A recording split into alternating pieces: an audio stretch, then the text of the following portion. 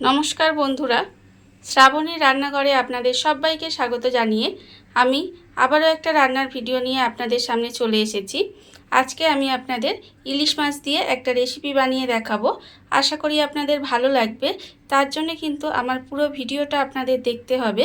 তাহলে চলুন এই ইলিশ মাছ দিয়ে আমি আজকে কি বানাই সেটা আপনারা একবার দেখে নিন। ইলিশ মাছের এই রেসিপিটা বানানোর জন্য প্রথমে আমি এখানে গ্যাসটা অন করে একটা কড়া বসিয়ে দিয়েছি। এইবার আমি কড়ার মধ্যে দিয়ে দেব সর্ষের তেল। এখানে প্রায় 3 চামচের মতো সর্ষের তেল দিলাম।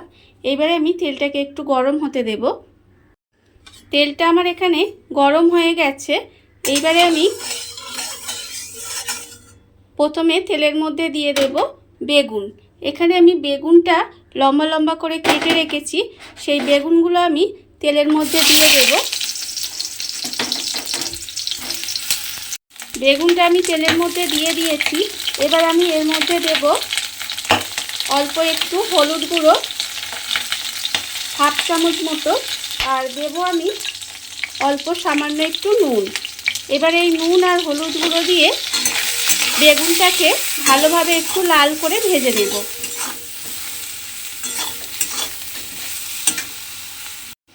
বেগুনটা আমার এখানে লাল করে ভাজা হয়ে গেছে। এবার আমি বেগুনগুলোকে তুলে নেব। আর বেগুনটা ভাজার সময় প্রথমে আমার তেলটা কিন্তু একটু কম পড়েছিল, তাই আমি এর মধ্যে আর একটু তেল দিয়েছিলাম। আরও প্রায় 3 চামচের মতো তেল আমি এর মধ্যে দিয়েছি। এবারে বেগুন ভাজাগুলোকে আমি তুলে নেব। বেগুনগুলো আমি এখানে ভেজে তুলে রেখে দিয়েছি। এইবারে আমি নেব ইলিশ মাছ। এখানে আমি 4 পিস ইলিশ মাছ নিয়ে নিয়েছি। ইলিশ মাছটাকে আমি প্রথমে অল্প একটু নুন হলুদ মাখিয়ে নেব। অল্প একটু নুন দিলাম, আর আমি দেব অল্প একটু হলুদ দিয়ে এবারে প্রথমে খুব ভালোভাবে নুন হলুদটা মাখিয়ে নিতে হবে। মাছের গায়ে আমি ভালোভাবে নুন হলুদটা এখানে মাখিয়ে নিয়েছি। এইবারে আমি মাছগুলো, যে বেগুনটা আমি ভেজে রেখেছিলাম যে তেলের মধ্যে, সেই তেলের মধ্যে মাছগুলো দিয়ে দেব। দিয়ে কিন্তু খুব লাল করে মাছগুলো কিন্তু আমি ভাজবো না, হালকা করে এপিট ওপিট একটু মাছগুলো ভেজে নেব। মাছগুলো আমার এখানে হালকা করে ভাজা হয়ে গেছে। এবারে আমি মাছগুলোকে তুলে নেব। আমি আগেই বলেছি মাছগুলো কিন্তু আমি খুব লাল করে ভাজবো না, একটু এপিট ওপিট করে জাস্ট ভেজে নেব। এবার আমি মাছগুলোকে তুলে রেখে দেব। মাছগুলো আমি এখানে তুলে রেখে দিয়েছি। আর আবারও যে একটা মাছ আছে সেটা কিন্তু আমি ওই তেলের মধ্যে দিয়ে আবারও এই মাছটাকে আমি হালকা করে ভেজে নেব। সব মাছগুলো আমার এখানে ভাজা হয়ে গেছে। এইবারে আমি এই মাছ ভাজার তেলের মধ্যে প্রথমে দিয়ে দেব অল্প সামান্য একটু কালো জিরে ফোড়ন দেব।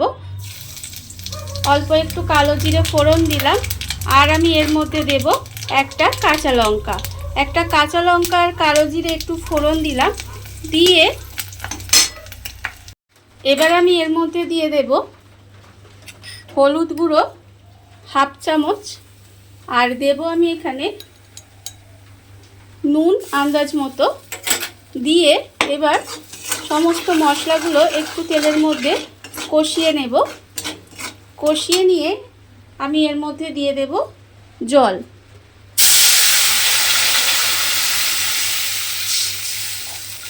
খুব বেশি জল কিন্তু আমি এর মধ্যে দিলাম না, অল্প জল দিলাম। দিয়ে এবার এটা একটু রান্না হতে দেব। গ্রেভিটা আমি এখানে বেশ কিছুক্ষণ এইভাবে একটু রান্না হতে দিয়েছি। এইবারে আমি এর মধ্যে দিয়ে দেব ইলিশ মাছগুলো। যে মাছগুলো আমি এখানে হালকা করে ভেজে রেখে দিয়েছিলাম, সেই মাছগুলো আমি এর মধ্যে দিয়ে দিলাম।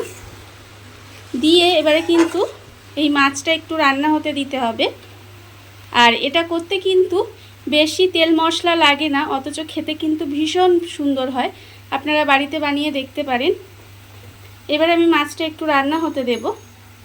ইলিশ মাছটা দিয়ে আমি এইভাবে প্রায় 5 মিনিট মতো একটু রান্না হতে দিয়েছিলাম। এইবার আমি এর মধ্যে দিয়ে দেব যে বেগুনগুলো আমি এখানে ভেজে রেখেছিলাম, সেই বেগুনগুলো কিন্তু আমি এর মধ্যে দিয়ে দিলাম।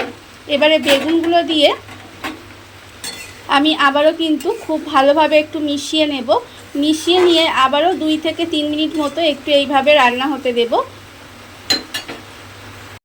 বেগুনটা দিয়ে আমি এখানে 2 থেকে 3 মিনিট মতো একটু রান্না হতে দিয়েছিলাম। বেগুনটা দিয়ে বেশি রান্না করার দরকার নেই, যেহেতু বেগুনটা ভাজা আছে। বেশিক্ষণ ফোটালে কিন্তু বেগুনটা ঘেটে যাবে, মানে গলে যাবে। সেই জন্য আমি বেগুনটা দিয়ে বেশিক্ষণ রান্না করব না। এইবারে আমি এর মধ্যে দিয়ে দেব, দেখুন এখানে আমি 1 চামচ কালো সর্ষে, 1 চামচ সাদা সর্ষে আর 2টো কাঁচা লঙ্কা আর সামান্য একটু নুন দিয়ে একটু বেটে নিয়েছিলাম। সেই সর্ষেটা কিন্তু আমি এর মধ্যে দিয়ে দেব। সর্ষেটা আমি এর মধ্যে দিয়ে দিয়েছি। দিয়ে এবার সর্ষেটা খুব ভালোভাবে এর সঙ্গে মিশিয়ে দিতে হবে। মিশিয়ে দিয়ে খুব বেশিক্ষণ কিন্তু সর্ষেটা দিয়ে ফোটাবো না। সর্ষেটা দিয়ে বেশিক্ষণ ফোটালে কিন্তু তরকারিটা তেতো হয়ে যাবে। সেই জন্য আমি একটু মিশিয়ে নেব। সর্ষেটা আমি এখানে ভালোভাবে মিশিয়ে নিয়েছি। রান্নাটা আমার প্রায় হয়েই এসেছে। এইবার আমি নামানোর আগে এর মধ্যে দিয়ে দেব 3টে চেরা কাঁচা লঙ্কা আর দেব আমি ওপর থেকে আবারও প্রায় 1.5 চামচের মতো সর্ষের তেল, কাঁচা সর্ষের তেল দিয়ে এবারে গ্যাসটাকে আমি অফ করে দেব। অফ করে ঢাকা দিয়ে এইভাবে কিছুক্ষণ রেখে দেব। রেখে দিলেই কিন্তু আমার রান্নাটা কমপ্লিট হয়ে যাবে। দেখুন আপনারা বাড়িতে থাকা কত অল্প উপকরণে, কত অল্প সময়, কত সুন্দর একটা বেগুন ইলিশ তৈরি হয়ে গেছে। আপনারা দেখতেই পেলেন। আর আমি আগেই বলেছি যে এটা কিন্তু খেতে ভীষণ ভালো হয়। আপনারা বাড়িতে একবার হলেও বানিয়ে দেখতে পারেন। আর এই রেসিপিটি যদি আপনাদের ভালো লেগে থাকে তাহলে আপনারা যদি ফেসবুক থেকে দেখে থাকেন পেজটি ফলো করে দেওয়ার অনুরোধ রইল।